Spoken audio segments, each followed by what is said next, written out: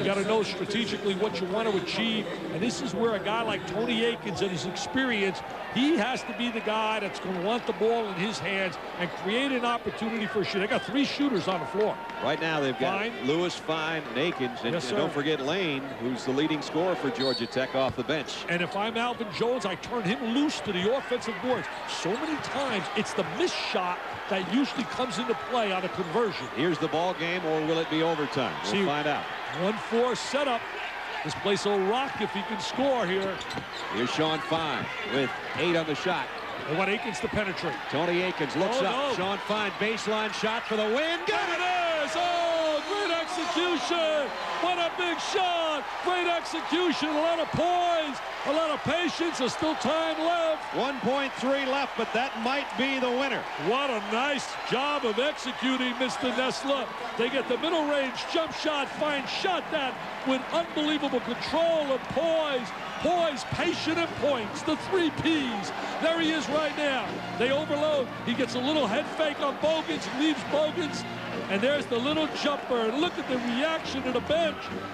They know it's going. You can see Babel said that baby is going in. Well, that's a guy you want to shoot the ball. He's got great touch. He's got great touch.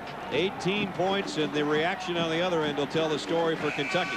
It's a double-dose headache for Kentucky if they were to lose this game, because we say they got a day game coming up with Michigan State at Michigan State.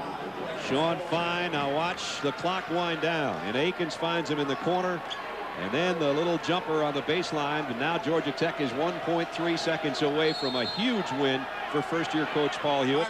And Kentucky takes its timeout. Smart play there, Brad, by putting a guy on the baseline, not to allow him to get a great look. You know, they'll never remember if it's the first field goal in 6 minutes or not. They'll only remember it's the one that won it. And they were up 13. But a good job by Paul Hewitt right there. Kentucky recognizes it, calls a timeout.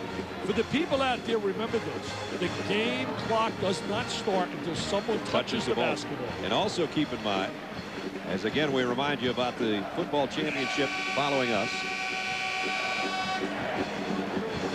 Look at the clock winding down. They use the entire clock. Good clock management right here. They spread the court. They do a great job with spacing. 15 to 17 feet apart, so he can't get a lot of help. Bogans made a bad play defensively. He made a bad gamble on that baseline. And look at the reaction, the love. Give me some love, he says. Give me some love. I need some burn, man. I need some playing time. Kentucky now will inbound on the baseline. If they take a shot, a 3-pointer, it'll be a winner if it goes.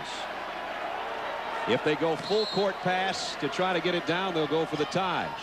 Saul Smith can run the baseline, and here's the football pass. It's knocked away by Alvin Jones right into our table, and Georgia Tech has beaten Kentucky and snapped the 6-game losing streak against the Wildcats. What a great win for Georgia Tech. Georgia Tech goes to 5-2. It is a big one for Paul Hewitt. They win it by 2. For Dick Vitale and our entire ESPN crew, Brad Nessler saying so long from Atlanta. Division II football championship is next.